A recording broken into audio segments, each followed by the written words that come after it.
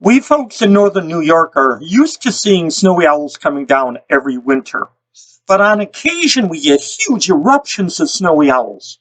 And we had just such an eruption back in the year 2014, which spurred on a research project called Project Snowstorm, which I am a participant of. The purpose of Project Snowstorm is to gather as much data that we can about these snowy Arctic creatures. They come down so rarely that we want to gather as much information as we can. We want to figure out numbers, how they're doing, if they're being affected by pesticides, global warming. We want to get genetic samples. Anything that we possibly can, we do. Once we find a snowy owl, we use a pigeon in a balsha tree to catch the birds. Balsha tree is just a cage trap that houses a pigeon. The poor pigeon we're not offering up to the snowy owl gods. The owl comes down and tries to grab it. It gets its feet caught in the slipknot nooses, and because the trap is weighted, the snowy owl gets anchored to the ground. And then I run over and gently remove it from the trap and bring the bird home to be processed.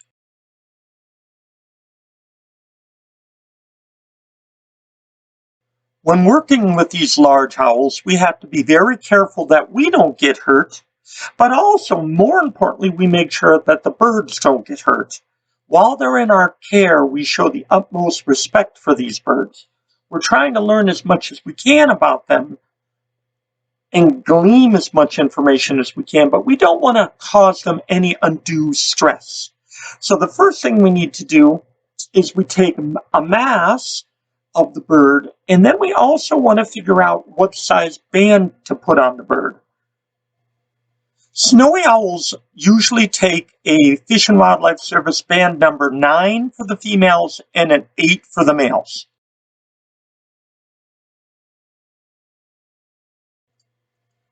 The bands are usually riveted on because the snowy owl is strong enough to rip them off if we don't attach them permanently with something strong like a rivet. Generally, when we handle the owls, they tend to be fairly calm.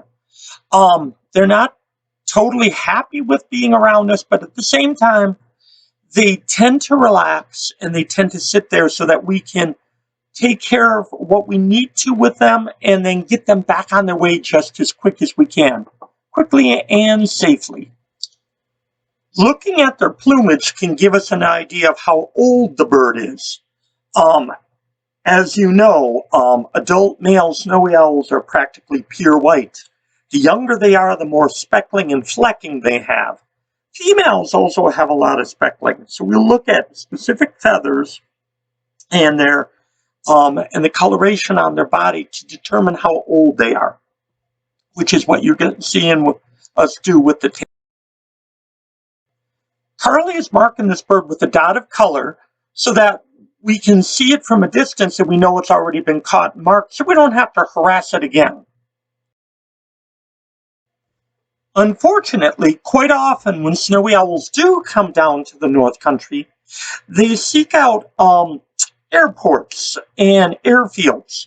The problem with that is the snowy owl can be killed by a plane, and they can also bring down a plane and cause people to be killed. So because of that, the local airports have reached out to us and asked us if we could help remove the snowies from the airports and relocate them in an area that is safe for them, away from airports, but still has the proper habitat for them.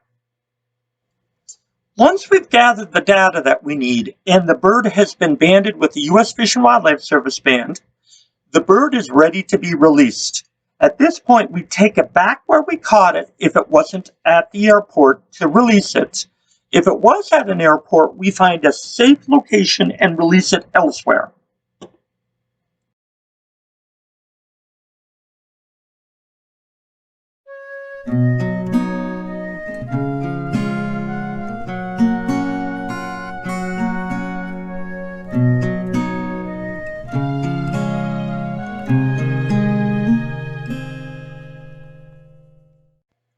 The bad Battle of the Bulge was a major turning point during World War II.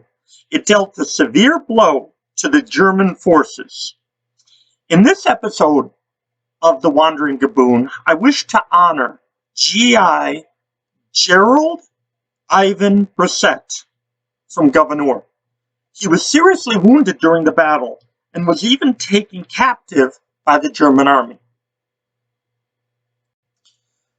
Serviceman Brissett can be seen above, and he reached a rank of Technician 4 and would be addressed by his men as Sergeant.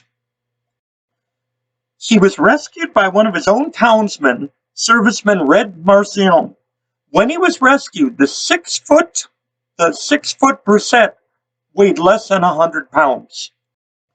Today we'd like to thank Serviceman Brissett and his family for the service and sacrifice that he made during World War II. We honor all men like G.I. Brissett who answered the call of their country when they were asked to serve.